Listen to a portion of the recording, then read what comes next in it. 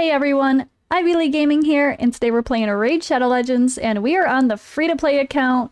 I'm going to show you guys a little bit of a laugh from my last-ditch efforts here to not get sniped in the champion training tournament. And I'm going to talk about why I grinded this tournament, how did it result for my account. Like, actually, it really boosted my account. It was quite impressive.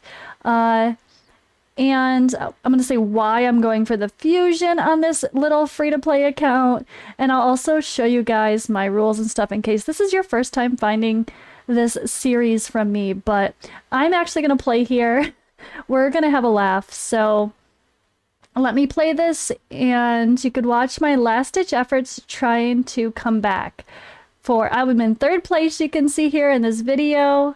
I recorded my last efforts. I was in second, but then I was at 11,000 points. Dreamer only had 10,000 points earlier today. And then Duck Sauce was in first. And I was able to get back into second place. But then they just kept going and I came back and I was like, oh no, I'm in third now.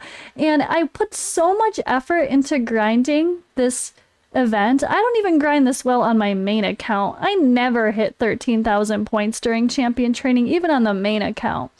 But yeah, I did here. So let me play this and let's talk about that.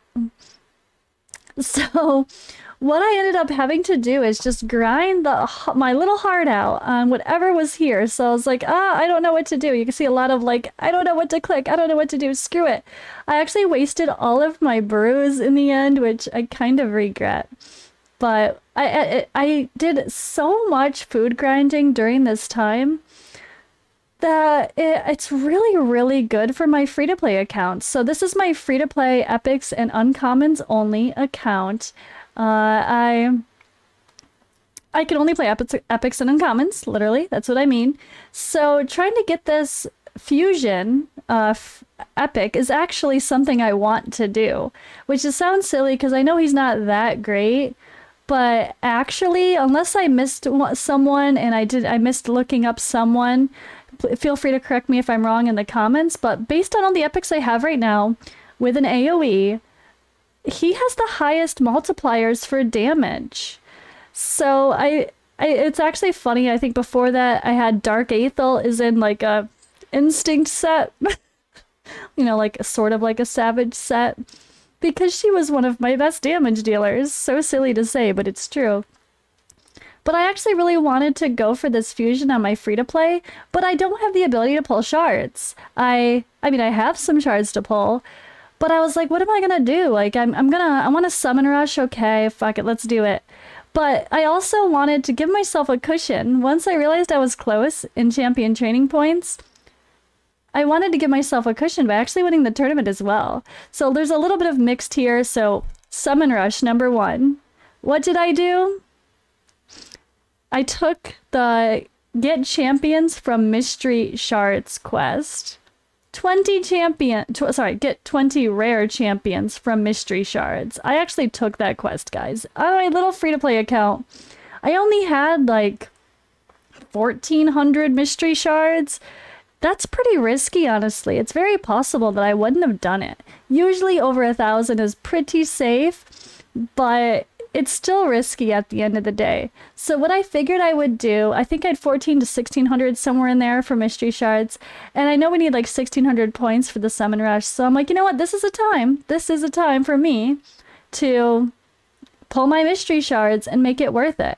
And oh, there's a champion training event going on. And what goes well with... being finalized. What goes well with that, guys? Let's see here. Pause. As I go crazy looking at this because I want to laugh. The upgrade 100 uncommons to rank 3. So when it comes to your clan quests, doing those 2 at the same time, if possible, is great. Now, a lot of clans, you gotta be careful doing that. You don't want to be greedy and take 2 elite quests right away. But if it's left over after a few days and it's still there, like, for me, it doesn't really matter because we don't all do in my baby clan, we don't all complete these hard quests because we're not at that point. So being able to take those 2 quests was just smart. summon mystery shards, and then upgrade those champions I got from mystery shards. And there's a champion training tournament happening, so that all lined up. Champion training, summon rush, doing the clan quests all at the same time just made complete sense. And I've really been slacking on my free-to-play account for grinding. Like, I have been terrible about doing beyond my basic dailies. I've barely used my multi-battles every day. I have not been doing faction wars every day. So this is just a good opportunity for me. And here we go. You take a look. I actually, through that last little bit of funny grinding of leveling up random 3 stars to 4 star, that'll be probably only used in faction wars, which is fine. I was able to snipe and get the 2nd position. So it all worked out in the end, but honestly, I grinded so hard for this champion training through pulling mystery shards and upgrading those champions that if I didn't get the extra fragments or some good gear, I would have been so bummed. Like, to be fair, I don't really need these 5 fragments, but it does allow me to skip something if I don't feel like doing it. Like, maybe I'm all zapped from my resources right now, and instead I decide to skip the Ice Golem event, for example, because I'm so zapped, you know, if I can. I don't even know if I can. Let's go find out. Can I even skip the Ice Golem tournament? I don't even know. But it could allow me to skip something in the future, or the Dungeon Divers right now. I could only get the first one and maybe not the second one, right? Yeah, this is 10. I can't skip it. Darn it.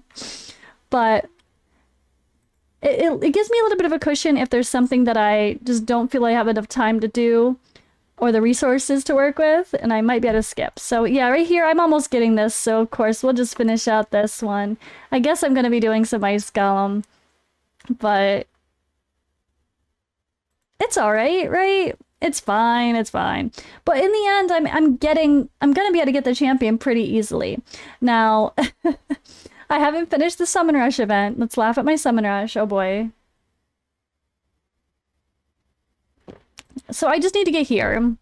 I'm at 1280, is that 1250? So I still need to pull like 400 more shards, but we have 1 day, 18 hours left before I have to do that. I will debate about that. I do have enough mystery shards to pull for that, so that's probably what I'll do. I might continue this annoying mystery shard, trying to just use them all, or I might be bad and pull a void and some ancients. I don't know. I might do some mystery shards in my 1 void, because voids just happened, right? It just happened, the 2 times void. It's gonna be a while before it's again. You know what? Let's do it right now.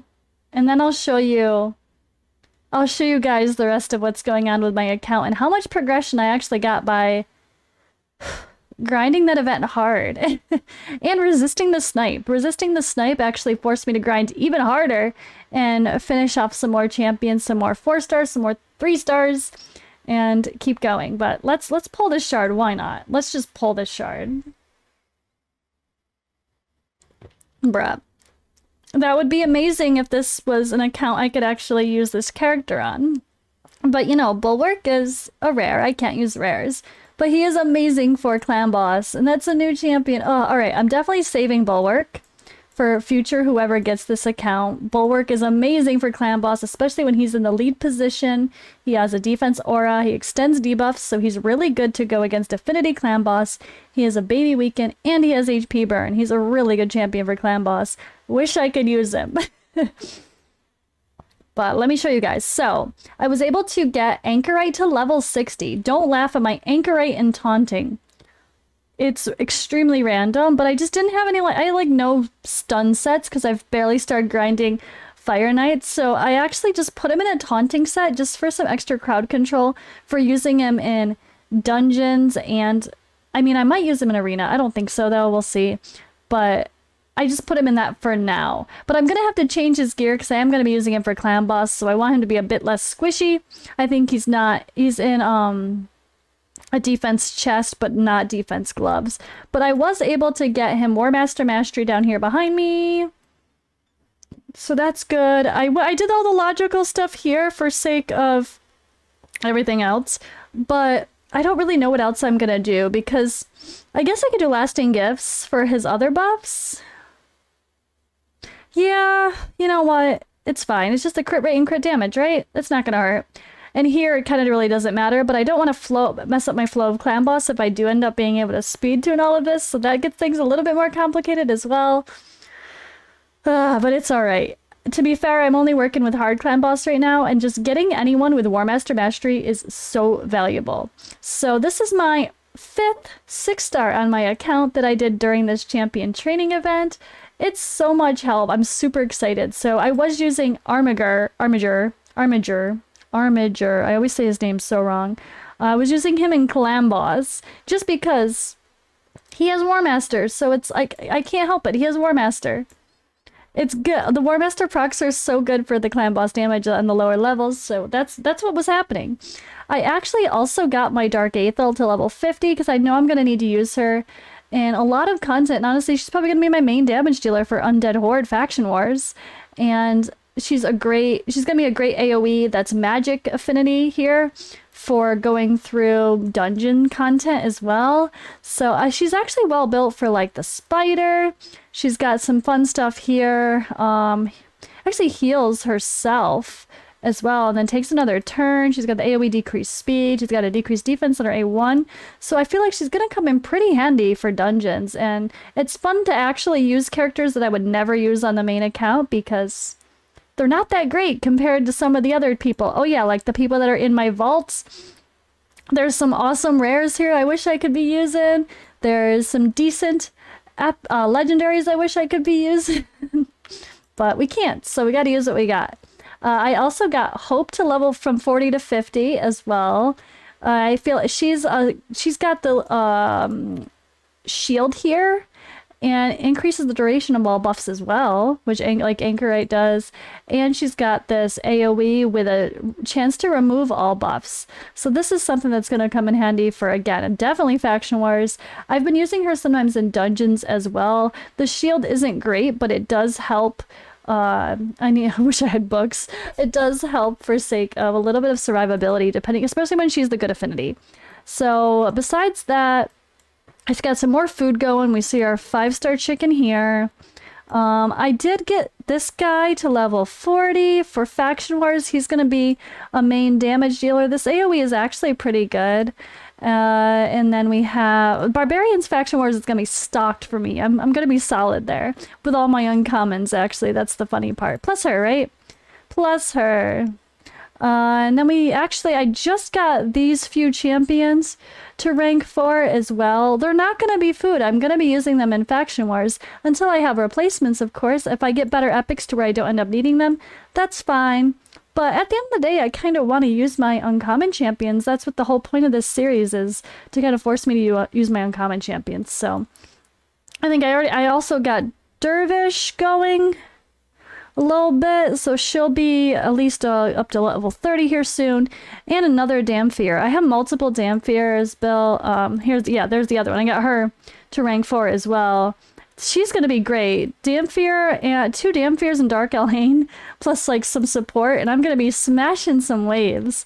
That's actually gonna be a really interesting combination to do something super free to play, early game friendly. I'm hoping I'll end up with some good resources to really knock out some good Faction Wars, and I can try to feature something like that on this channel as well. I do want to showcase different stuff besides the obvious, and that's why I did this free to play series. I did it to be a little bit different, like being forced to use champions that we're never going to use. Like, I'm never going to use Shaman, but I kind of have to. What am I saying? I have to. Now, I will tell you guys, I'm guilty of crunching a few champions already. So in order to get my Anchorite to level 60, I did crunch my Fireblade, who was an uncommon.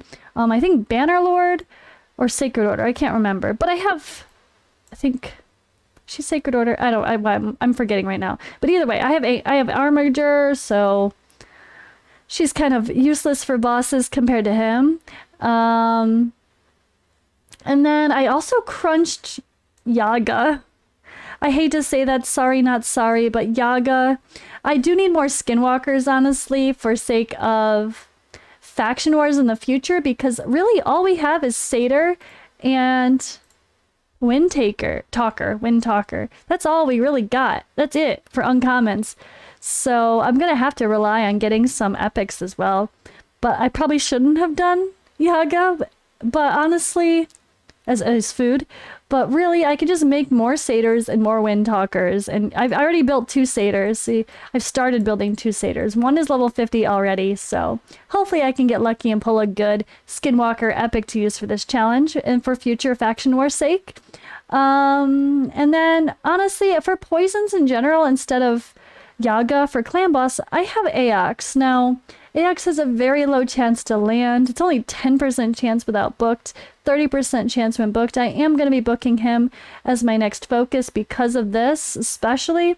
But he does extend his own debuff, or 2 random debuffs, hopefully the poisons sometimes.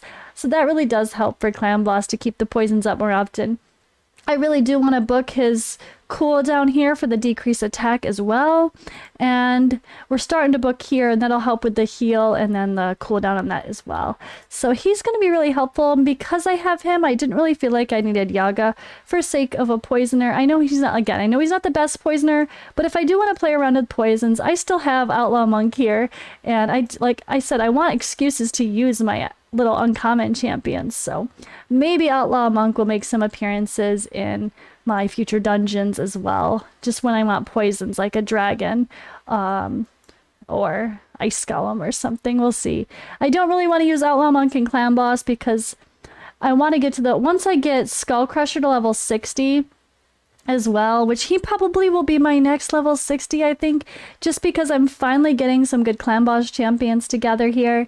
Once I get him to level 60, I think I might try to better speed tune my clan boss, or I'm just going to be smart and always manual my clan boss runs, because I'm only doing hard, and my speeds are all over the place, and it's not tuned, so using counterattack, it just happens whenever, and that's not the best to optimize damage. So I probably could 1-key hard, and then start working on brutal if I just did it manually and re-geared some champions. My shield guard is still with really low crit damage. It's so bad, so he needs some work as well. But yeah, that's where I'm at, guys. I took the really hard clan quests and I don't regret it. I mean, I regret how much time and investment it was the other night. Here it is. It was a lot of time invested to do these 2 quests. It was pretty stressful, honestly. It took me a really long time to pull mystery shards, crunch them, grind, and then I would grind campaign to get them to level 20, and then take them to level 30, and then I had way too many level 30 3 stars, so I had to get some to level 30 to make space. It was a lot of grinding, crunching, grinding, crunching, and in the end, I dramatically progressed my account, and I can't be mad. I want to say dramatically because I got a level 60, 2 new level 50s, and started working on more 5-star chickens, and got a whole bunch of level 30s and 40s going, or 4 stars and 3 stars, that I'll actually be able to start working on for faction wars, which I've been neglecting pretty bad, honestly. So, gotta get my butt in gear, start grinding some faction wars properly, so I can get some perception gear, and that will really, really help my account. It's one of the most valuable gear in the game. It's so, so good. It's going to help my clan boss people as well that need accuracy. So the grind continues, guys. Let me know in the comments below. What do you think about like this fusion? Do you think, do any of you have any plans to use our lovely little fusion here? On my main account, I'm not even bothering unless I win like the Ice Golem tournament, which I might because I'm going to grind that because I want some reflex and taunting gear. But I had on my main account, I'm not going to use him. On this account, he's actually got a decent AoE. It's got a good multiplier for being an AoE, all things considered, for what's on my account. So I'm going to go for him. I'm going to try to get him. I think I should be fine now. And yeah, hopefully no regrets. But in the end, my account's better. With or without this champion, my account's better, so it just got me going. Thank you guys for watching, though. I wanted to try to give a decent update about my free-to-play series to show you guys how it's progressing, and to have a little laugh about showing how I almost got sniped in the tournament and how I quickly saved it. Catch you guys in the next video.